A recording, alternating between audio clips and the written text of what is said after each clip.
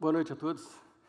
Semana passada nós começamos essa série chamada A Rocha, e eu já disse no primeiro dia, não vamos admitir piadinha com aquele ritmo chamado A Rocha, isso aí não vale, tá? É uma piada pronta, mas não está valendo. Nós estamos falando de uma rocha onde nós devemos firmar os nossos pés. Nós dissemos aqui semana passada que Londrina, especialmente, está passando por um momento onde, literalmente, uma rocha sob os nossos pés está se locomovendo, está se mexendo, né? Gerando uns pequenos terremotos aqui em Londrina. Coisa surpreendente, que nós nunca tivemos isso aqui. E eu disse semana passada que nesses momentos literais, onde o chão começa a tremer, ou figurativos também, porque às vezes é uma figura de linguagem, o chão às vezes começa a tremer diante dos nossos pés, sob os nossos pés. É a economia, é a crise, é isso, é aquilo, as coisas abalam, uma doença, um problema de relacionamento, uma separação, parece que o chão vai nos engolir. Nessas horas a gente ora para que Deus firme a rocha sob os nossos pés, mas eu disse na semana passada que há uma oração melhor do que essa. Quando você descobre que o Senhor é a nossa rocha e é uma rocha firme e inabalável, a nossa oração deveria ser: Senhor, firma os meus pés sobre a rocha. É eu que preciso estar firme e confiante.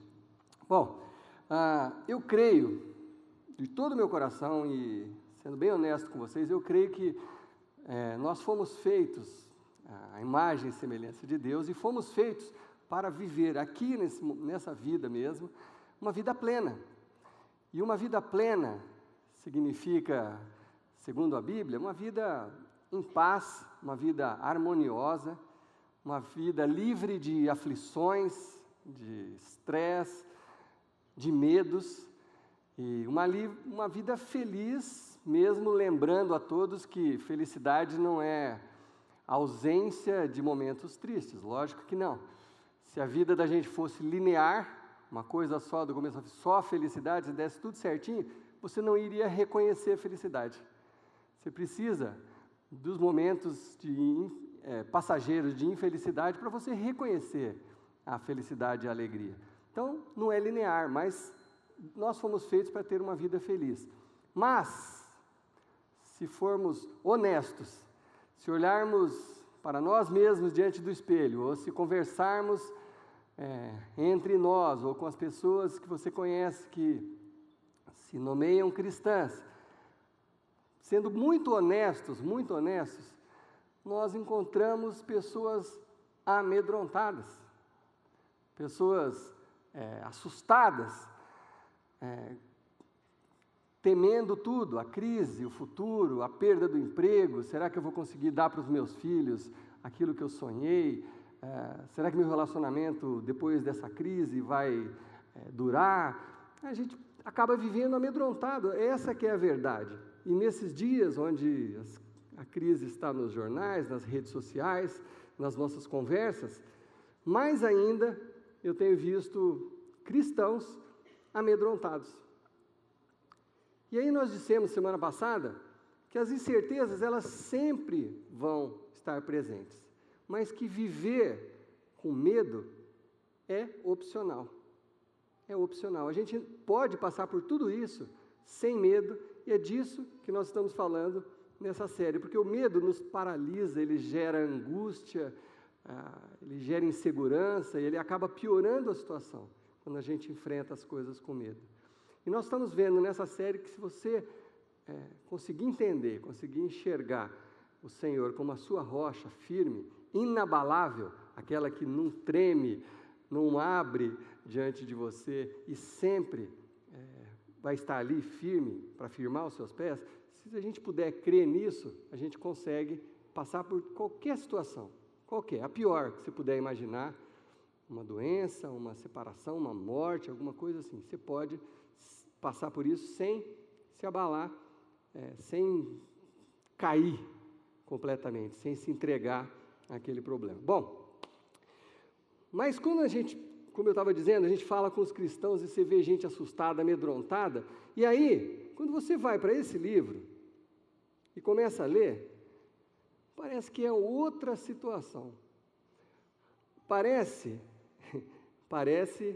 é uma palavra que pode mudar daqui a pouquinho. Parece que nós fomos feitos, segundo a Bíblia, depois que conhecemos a Deus e a Jesus, parece que nós deveríamos ser o povo mais destemido dessa terra, os mais corajosos, porque todas as histórias que você vê aqui são de pessoas destemidas, corajosas, que creram, que enfrentaram situações adversas, muito pior do que as que a gente enfrenta, e permaneceram firmes e fiéis, e confiaram. E aí, poxa, parece que é um outro povo, o que está aqui na Bíblia, e o que a gente encontra hoje em dia, chamados cristãos, parece que é diferente, parece que não é mesmo tipo de pessoa. Nós falamos semana passada sobre o próprio Jesus, as adversidades que o próprio Jesus enfrentou, foi preso injustamente, condenado, torturado, açoitado de uma forma brutal, violenta, cuspido na cara, fizeram uma coroa de espinhos, enfiaram na cabeça dele, humilharam ele psicologicamente, colocando um manto sobre ele, aquela coroa de espinho, você não é o rei dos judeus, uma tortura psicológica, além da tortura física, e ainda por fim, colocaram naquela cruz, e ele ficou ali de pendurado, com pregos, não podendo se apoiar direito. Jesus passou por tudo isso, e Jesus, sabendo que ia passar por tudo isso, marchou durante o dia em direção a Jerusalém. Ele não se escondeu, ele não fugiu para o deserto, ou não se escondeu na casa de um discípulo, não. À luz do dia, Jesus entrou em Jerusalém sabendo que tudo aquilo poderia acontecer com ele, demonstrando para nós muita coragem. E eu usei uma ilustração semana passada, uma figura também. A gente às vezes tem aquela imagem de Jesus dos quadros, né? Aquele Jesus assim, com uma auréola, com um coraçãozinho aqui, com a mão no peito, com o olhão azul, né? Tudo a ver com o povo daquela região. Enfim, se fica com aquela imagem de Jesus, aquele Jesus não parece um Jesus rocha, que resistiria a essas coisas. E quando você lê, se aprofunda, você vê, não, Jesus era porreta, Jesus não tinha nada de frágil, ele era sensível à dor da multidão e tudo, mas ele não era frágil. E o povo que se seguiu após Jesus, os discípulos que aprenderam com Jesus, que estavam em fase de treinamento, depois que Jesus morreu e ressuscitou, eles se tornaram os homens mais corajosos da época, porque eles saíram às ruas correndo o risco de passar pela mesma situação de Jesus, de serem presos, torturados, mortos. Eles saíram às ruas com toda a coragem, anunciando, vocês mataram nosso mestre, o Salvador, vocês, dando de dedo, vocês mataram, nós somos testemunhas, nós vimos, arrependam-se. Desse jeito, era a mensagem de Pedro, de João, dos seguidores de Jesus, desse jeito, sem medo, destemidos. Puxa, por que as coisas são diferentes com a gente? Mas foi caminhando, foi passando o tempo, 21 anos depois que Jesus morreu, Nero assume o poder, se torna imperador de Roma, e começa-se uma perseguição muito grande contra os cristãos. Nas arenas de Roma, vocês sabem de muitas histórias, os cristãos eram crucificados na frente de multidões. Um pouco mais tarde, até no próprio Coliseu, que é da época dos anos 80, do primeiro século, cristãos foram sacrificados ali, e a gente tem até uma imagem de um quadro que se referia à época, dos cristãos ali próximos de ser devorados pelos leões e fazendo uma última prece, e eles não negaram a fé deles, o que eles acreditavam, porque era muito maior do que eles, a própria fé. O que eles acreditavam era maior do que eles mesmos. Então, claro, chega uma hora que o leão vai se aproximando, você sai correndo. Não tem um que não tenha esse reflexo, mas com coragem, eles não negaram a fé deles. E durante séculos, no século XIV, quando foram traduzir a Bíblia para o inglês, a pessoa que traduziu, William como é que era o nome mesmo dele? William Tyndale. Ele foi condenado à morte, foi queimado em praça pública, porque ousou traduzir a Bíblia para o inglês, para que muitas pessoas pudessem ter acesso à Bíblia. Então, muitos mártires, muitas pessoas enfrentaram lutas e dificuldades para que o Evangelho chegasse até nós. E com muita coragem, esse é o testemunho que a gente encontra aqui. Eles não temiam a morte, não temiam a morte. Então, a minha pergunta para você e para mim mesmo, hoje, aqui em Londrina, século 21, 2016, com as coisas que estão acontecendo hoje nas nossas vidas, o que é que aconteceu? O que é que se perdeu? O que há de errado conosco? Por que nós não somos destemidos assim, o povo mais destemido da terra? Por que nós vivemos com medo? Amedrontados, medo da crise, medo disso, medo daquilo. O que foi que aconteceu comigo e com você? O que aconteceu com a gente?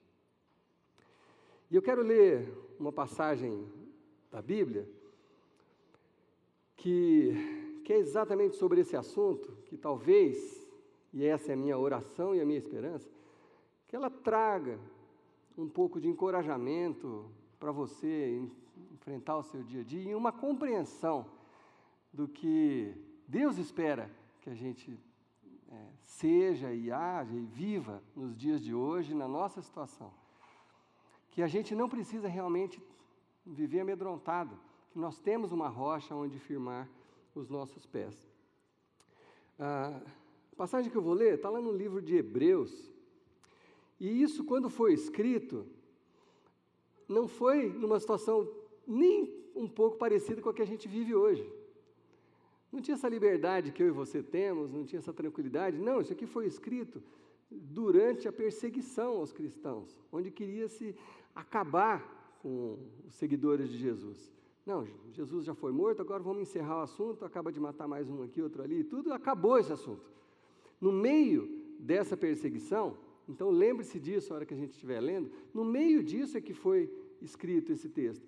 Naquela época, ninguém eu não posso dizer porque eu não sei, eu não posso afirmar isso, mas provavelmente muito poucas pessoas naquela época poderiam projetar que um dia o cristianismo seria a maior religião da terra. Porque era ali, era minúsculo, aqui o começo foi minúsculo, não tinha muito significado para fora, o Império Romano estava com toda a força tentando abafar aquilo, então quem poderia dizer que aquilo ia passar do primeiro século para o segundo século, ou que ia chegar hoje?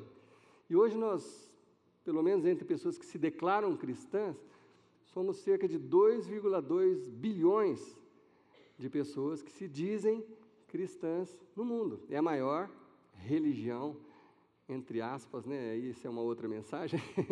O cristianismo é a maior religião da terra. Então, quando isso aqui foi escrito, a situação não era essa, confortável, como a gente está vivendo hoje, né? Então, esse fato eu acho que deixa o texto ainda mais interessante. Então, se você trouxe sua Bíblia, abra lá no livro de Hebreus, lá para o finalzinho da Bíblia, no capítulo 11 de Hebreus, e para aqueles que frequentam a igreja há muito tempo, é um texto conhecido, mas quem sabe o Espírito Santo possa te revelar algumas coisas nessa noite através desse texto. Hebreus 11, versículo 1, diz o seguinte: Ora, a fé é a certeza daquilo que esperamos e a prova das coisas que não vemos. Esse é um versículo que talvez melhor descreva o que é fé, essa confiança, essa firmeza que a gente pode ter sobre a rocha. Mas às vezes, eu já vi muitas pessoas que não conseguem entender da forma que está escrito aqui. Eu vou tentar explicar de uma forma mais simples o que está escrito aqui, fazendo um comparativo com as nossas vidas hoje. Quem tem um emprego hoje, ou já teve um emprego, tem condição de entender isso aqui. Você um dia foi fazer uma entrevista de emprego, e foi bem na entrevista, aí pediram os seus documentos, aí até chegar o dia que te deram a informação, você está contratado, seu salário vai ser R$2.000, você começa segunda-feira. Alguém já viveu algum tipo de coisa parecida com isso? Sim ou não? Sim, tá bom.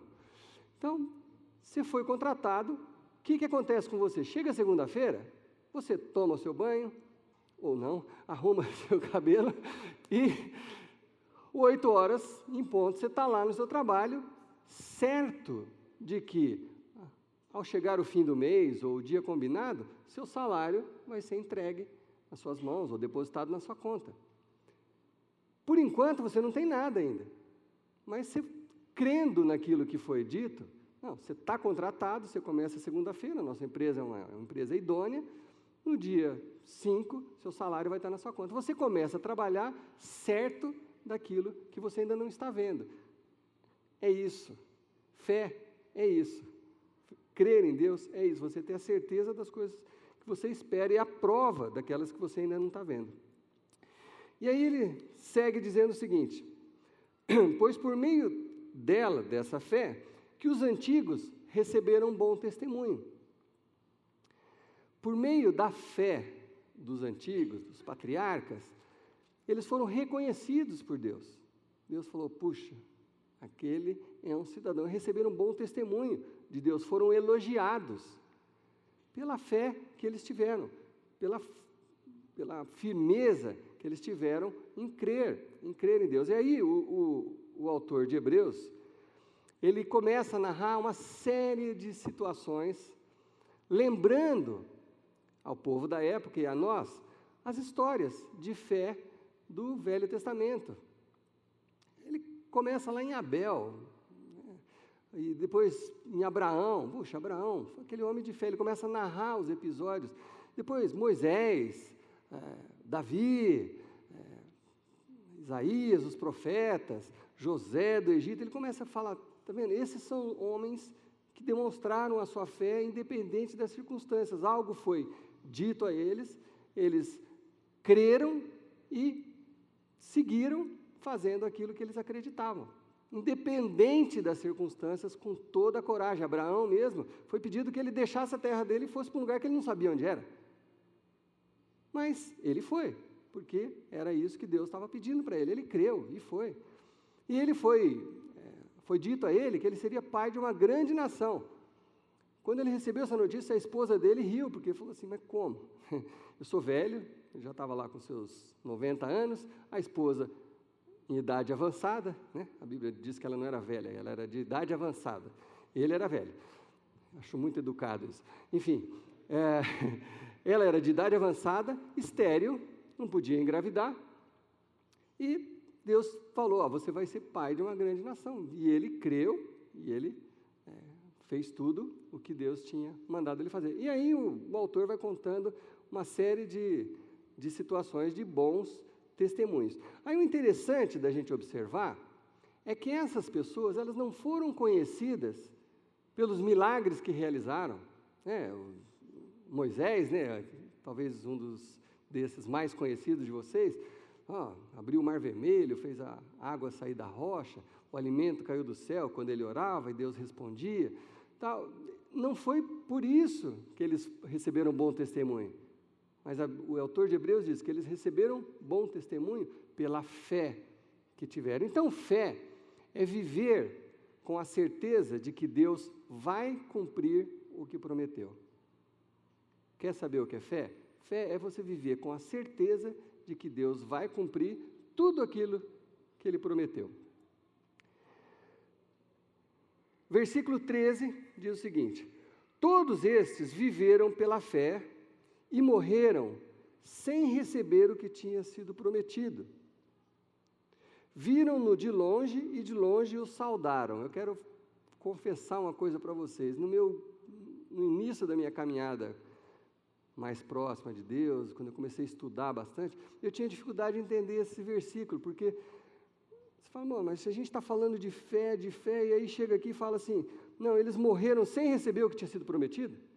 Me parecia uma contradição à época, né? Lá no começo, assim, talvez essa sensação ainda esteja na cabeça de alguns, por isso que eu estou me lembrando disso. Na verdade, não é uma contradição. É só a gente pensar, por exemplo, no exemplo do próprio Abraão. A promessa a Abraão é que ele seria pai de uma grande nação. Abraão morreu sem se ver o pai de uma grande nação, porque ele já tinha quase 100 anos quando nasceu o filho dele, e era um filho só, que teve outros filhos, então ele não viveu o suficiente para ver o povo escolhido se tornar uma grande nação. Foram quase 700, 800 anos depois disso é que já era uma nação de quase 3 milhões de pessoas, mas ele não viveu 800 anos para ver. Então, é disso que se trata. Eles não viram o final da profecia, mas creram da mesma forma. Alguns morreram sem ter visto o cumprimento total dela, mas fizeram o que lhes foi proposto, o que lhes foi determinado por Deus.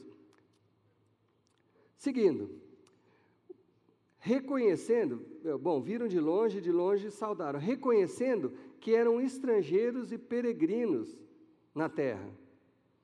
Eles reconheceram, aqueles que não viram o cumprimento tal, eles falaram, eu sou estrangeiro aqui nessa terra, eu estou aqui participando de um plano muito maior do que a minha própria vida. Era muito maior do que eu. O plano que Deus tinha, através de Abraão, de Moisés, de todos eles e da sua vida, é muito maior que você. É muito maior que você. Então, eles entenderam isso, que o plano era muito maior do que eles. Bom, vamos direto ao versículo 36. Outros mais, que ele não citou aqui, outros enfrentaram zombaria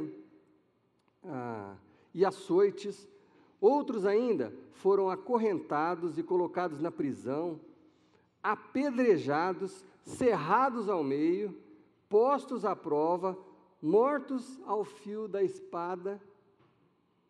Isso tudo até o século I. Quanta coisa ainda aconteceu depois, quanta coisa acontece hoje ainda, para que, com pessoas que mantêm a sua fé. É isso que ele está falando. E aí, ele faz até uma pausa aqui. Aperfeiçoados, cerrados no meio, mortos ao fio da espada. Eles andaram errantes, vestidos de pele de ovelha e de cabras, necessitados, afligidos, maltratados. E aí o autor fala uma coisa muito forte. Ele fala assim, o mundo não era digno deles. O mundo não era digno deles. Eles eram muito, até para esse planeta nosso. A fé deles, a confiança deles em Deus. O mundo não era digno desses homens. Sabe qual que é a diferença entre esses homens e nós?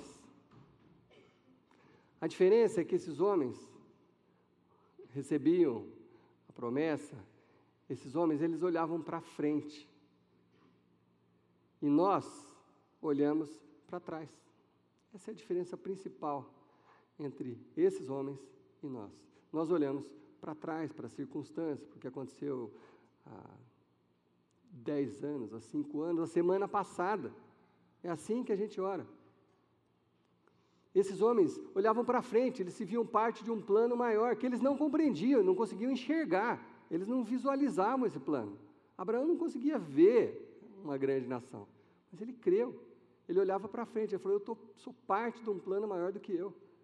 Essa é a diferença principal entre essas pessoas e nós.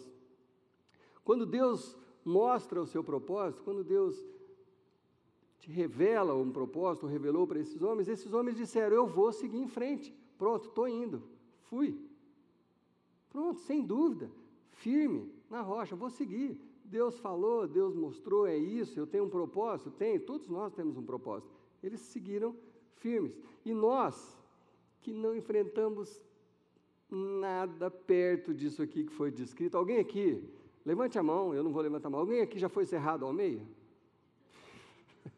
Se você levantar a mão, eu saio correndo. Pode ser um truque de mágica, né? Mas as coisas que nós lemos aqui, que essas pessoas padeceram, esses homens de fé, nós não, nós saímos daqui, a gente tem um teto para nos proteger da chuva, nós temos uma cama, eu aposto que não tem um aqui que não tem uma geladeira para guardar a sua comida, Se não tiver, fala com a gente. Todos nós vivemos num conforto muito grande se comparado a qualquer um desses que está sendo narrado aqui. E mesmo se comparado com alguns cristãos de hoje pelo mundo. Se você puder imaginar o que alguns cristãos vivem na China, na África, na Síria, no Iraque, nossa vida, nossos problemas parecem ridículos, se a gente for olhar. E por que a gente vive com medo? Às vezes, eu me lembrando de uma música dos anos 80, às vezes a gente parece rebelde sem causa. Parece que a gente não tem por que se rebelar. E o que acontece às vezes com a gente, né? A gente ora segunda-feira e se Deus não responder até sexta, você já enquadra Deus. Fala, Deus, já faz 3 dias que eu orei. Cadê a minha resposta? Passa uma semana, alguns de nós já deixam de crer. Já falam, não sei se Deus está me ouvindo. Se passar um mês, então, o cara vai procurar outra igreja, porque aquela igreja não tem poder. Eu dou risada porque é para disfarçar uma coisa que é trágica. É assim que a gente tem sido, a gente vive ansioso, apavorado, amedrontado. E as nossas vidas são muito confortáveis em relação a qualquer um desses. A gente reclama demais e crê de menos. É isso que acontece conosco. Bom, o autor de Hebreus conclui assim a situação. Já no capítulo 12, o autor de Hebreus fala o seguinte: portanto, diante de tudo isso que está acontecendo, que vocês viram aqui, diante de todos esses testemunhos que vocês ouviram, de todas essas pessoas que enfrentaram tudo isso, para que esse evangelho fosse adiante, diante de tudo isso, portanto, também nós, uma vez que estávamos rodeados por tão grande nuvem de testemunhas, nós que sabemos de todas essas histórias, o que nós deveríamos fazer diante disso? É isso que é quase uma pergunta do autor de Hebreus. Então, portanto, qual que é o nosso papel? O que a gente deveria fazer diante dessas coisas? E ele diz o seguinte, o que a gente deveria fazer? Tranque as portas, esconda-se, guarde suas Bíblias no armário, reclame dos políticos, reclame do seu pastor, brigue com os membros da sua comunidade. Ele acrescenta o seguinte: põe a culpa da sua insegurança na polícia, no prefeito e no governador. Põe a culpa nos seus pais, na falta de oportunidade que você teve. E ele termina dizendo o seguinte: brigue pelos seus direitos, sonegue impostos, processe alguém. Não cumprimente aqueles que não creem como você, nem ande com eles. Se tranque no seu quarto e ore para que Jesus volte logo. Amém? É isso? Esqueci de alguém? Não é isso.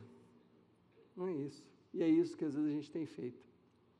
O autor de Hebreus diz o seguinte: livremo-nos de tudo que nos atrapalha e do pecado que nos envolve. Se livra de tudo. E corramos com perseverança a corrida que nos é proposta. A mim e a você, a todos nós, é proposta uma corrida. Agora é a nossa vez. Esses homens já estão todos mortos. É a minha vez agora, é a sua vez. Há uma corrida proposta para você e para mim.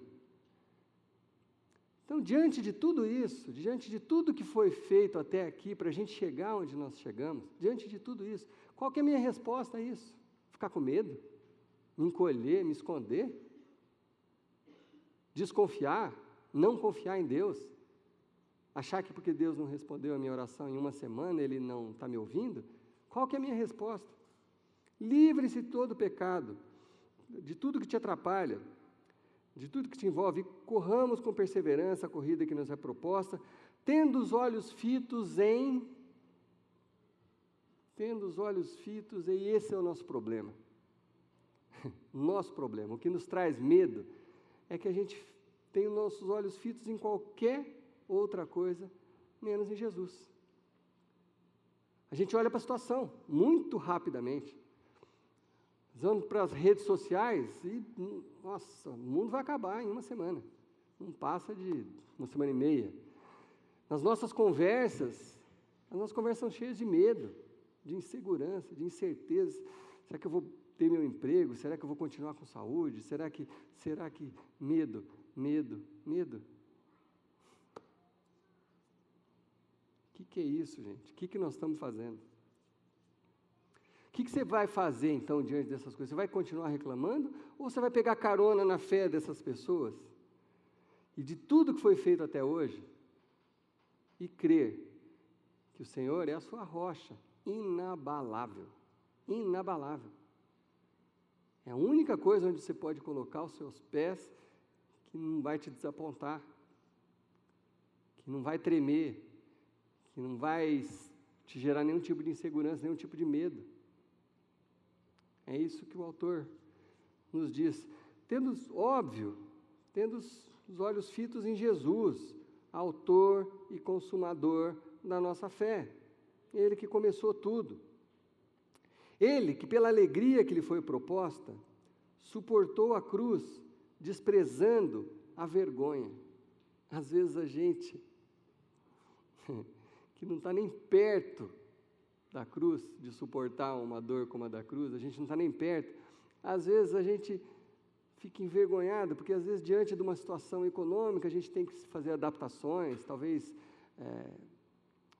parar de comer fora, talvez parar de comprar supérfluo, só comprar o essencial, mudar seu filho da escola particular para uma pública, e a gente se sente envergonhado. Nossa, que vergonha. Vão perceber que caiu meu nível de vida, meu status. Que absurdo. Que absurdo. Como a gente é ingênuo, como a gente é bobo. Como a gente é bobo. Diante de tudo, o próprio Jesus suportou tudo, toda aquela vergonha, escárnio, cuspida na cara e tudo que foi falado contra ele em mentira, suportou tudo. Suportou tudo. Por que a gente acha que a gente tem o direito de fazer? Então, ele acrescenta o seguinte, ele termina o versículo assim, pela alegria que lhe foi proposta, suportou a cruz, desprezando a vergonha, e aí, sim, recebeu a promessa, e assentou-se à direita do Pai no trono de Deus, vindo a ser o nome acima de todo nome, onde um dia todo joelho, no céu e na terra, irá se dobrar diante dele. Esse é o nosso Jesus, essa é a nossa rocha. E aí o autor termina assim, esse pensamento. Pensem bem naquele que suportou tal oposição dos pecadores, Jesus, aquele que suportou tal oposição dos pecadores contra si mesmo, para que vocês não se cansem nem desanimem.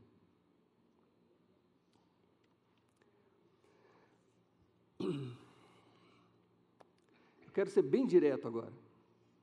Quero falar com os pais aqui, primeiramente. Aqueles que, como eu, são pais. Muitos de vocês estão cansados e desanimados. Muitos de nós estamos cansados e desanimados. E a razão disso é que nós tiramos os olhos de Jesus. Essa é a razão. Nós tiramos os olhos de Jesus, colocamos em qualquer outra coisa que não seja Jesus. Na circunstância, na situação momentânea, na crise, no que estão falando, na violência, é isso, é aquilo, é corrupção. Nós tiramos os olhos de Jesus e colocamos em qualquer outra coisa. E isso nos traz medo. E é por isso que muitos de nós estão cansados e desanimados. O meu recado para você, inspirado no autor de Hebreus, é: para já com isso. Chega, para. Pensando de acordo com o que nós lemos, a gente não tem nenhum direito de estar cansado e desanimado, mas levando em conta que você tem sofrido, etc., que sua fé ainda não está tão firme, é hora de você firmar os teus pés na rocha. Chega. O bastão da história está nas nossas mãos, é a nossa vez. Sabe aquela corrida de 4x100, 4x200, onde um corredor corre 100 metros, 200 e passa o bastão, pronto, o bastão veio para a minha mão, para a sua mão. É a nossa vez, pais. É a nossa vez, nós estamos aí. O que a gente tem feito? Nós vamos viver amedrontados, desanimados? É isso? Depois, diante de tudo que aconteceu, é assim que nós vamos viver? É isso que nós vamos transmitir para outra geração? É isso que a gente quer passar? O que a gente deveria passar para os nossos filhos? Um exemplo de fé, de confiança, diante das dificuldades. É isso que eu e você deveríamos passar para os nossos filhos. Filho, a coisa ali no emprego, ali não sei o que, está difícil, mas a minha fé é a mesma. Eu tô com o bastão na mão, é esse o meu exemplo, é a minha vez. Eu não estou na fila para ser decapitado ainda. Espero que nunca estejamos. Eu não estou na fila para ser cerrado ao meio, não estou na fila para ser cuspido na cara. Eu tenho uma vida relativamente boa, se comparada a tanta gente nesse planeta. Puxa vida, por que eu não vou confiar? Por que eu não vou firmar meu pé na rocha? A fé é confiar que Deus é fiel e Ele vai cumprir o que Ele prometeu. E Ele prometeu que Ele nunca te desamparará. Você pode crer nisso? Se você crê nisso, viva de acordo com essa palavra. Filhos, minha filha que está aqui, seus filhos que estão aqui ou que não estão aqui, não se cansem nem desanimem. Mantenham seus olhos fitos e fixos em Jesus. É isso que eu posso dizer para você. Não fica olhando para essa gente assustada ao seu lado, da minha geração, amedrontada. Não. Vocês que são mais jovens, adolescentes, fiquem com os olhos fitos em Jesus. Tire os olhos um pouco, de uma forma saudável, das redes sociais. O que você lê ali, poucas vezes é uma verdade mesmo. Muita coisa que você lê é mentira. É feito muito terror. Se causa muita ansiedade, às vezes, de forma irresponsável. Tire seus olhos disso, coloque seus olhos em Jesus. Não se cansem, nem se desanimem. Porque a geração de vocês pode ser melhor do que a minha. Vocês podem ser melhores do que a nossa geração. Quando o bastão estiver na mão de vocês, vocês podem fazer melhor do que a gente tem feito. Não se cansem, nem se desanimem. Porque o Deus que ressuscitou Jesus dos mortos, o Deus que fez um garotinho, adolescente de 17 anos, vencer um gigante de 3,5 metros, Golias, é o mesmo Deus. Aquele que prometeu o que prometeu para Abraão, prometeu que você nunca seria desamparado, que tem um plano para a sua vida e para a minha vida. É o mesmo Deus, isso não mudou, é o mesmo, daquela época, de hoje, e vai ser o Deus da próxima geração. Mantenham os olhos fitos em Jesus, para que você não se desanime, nem se canse. Coragem, porque esse Deus, essa rocha, jamais te desamparará. Amém? Vamos orar? Senhor Deus, eu quero orar pela minha própria vida e a vida dos meus irmãos que estão aqui, pelos momentos onde eu tive medo, onde tivemos medo e deixamos de lembrar, Deus, que o Senhor é o nosso Deus, a nossa rocha, a nossa fortaleza. Nos perdoa pela nossa insegurança, Senhor Deus. Mas em nome de Jesus, que a partir dessa Tua palavra, Pai, possamos nos fortalecer, Senhor Deus, lembrar-nos que o Senhor é a nossa rocha firme, lembrar-nos das Tuas promessas, lembrar-nos que o Senhor tem um propósito para as nossas vidas, e que se a gente se acovardar, o que vai ser da próxima geração? Desperta-nos, Senhor Deus, levanta-nos, Senhor Deus, encoraja-nos, Potencializa, Senhor Deus, os talentos que o Senhor nos deu, para que a gente viva com coragem, para que a gente não se desanime, Senhor Deus, nem perca a força, Senhor Deus, nem tenha medo, para que a gente com coragem enfrente o nosso dia a dia e leve a Tua palavra e esse bastão adiante para a próxima geração, através do nosso exemplo, Senhor Deus, de fé. Fortalece a nossa fé, Senhor Deus. Eu quero, Senhor Deus, que o Senhor faça isso na minha vida e na vida dos meus irmãos. Essa é a minha oração, a minha petição. Crendo naquele Senhor que é o mesmo ontem e hoje e para sempre o será. Na rocha firme, Jesus Cristo, o Deus. Em nome desse Jesus que nós oramos. Amém. Muito obrigado pela presença de todos. Semana que vem a gente tem o último capítulo dessa série. Se você puder, venha e traga um amigo com você. Deus os abençoe e ótima semana. Força!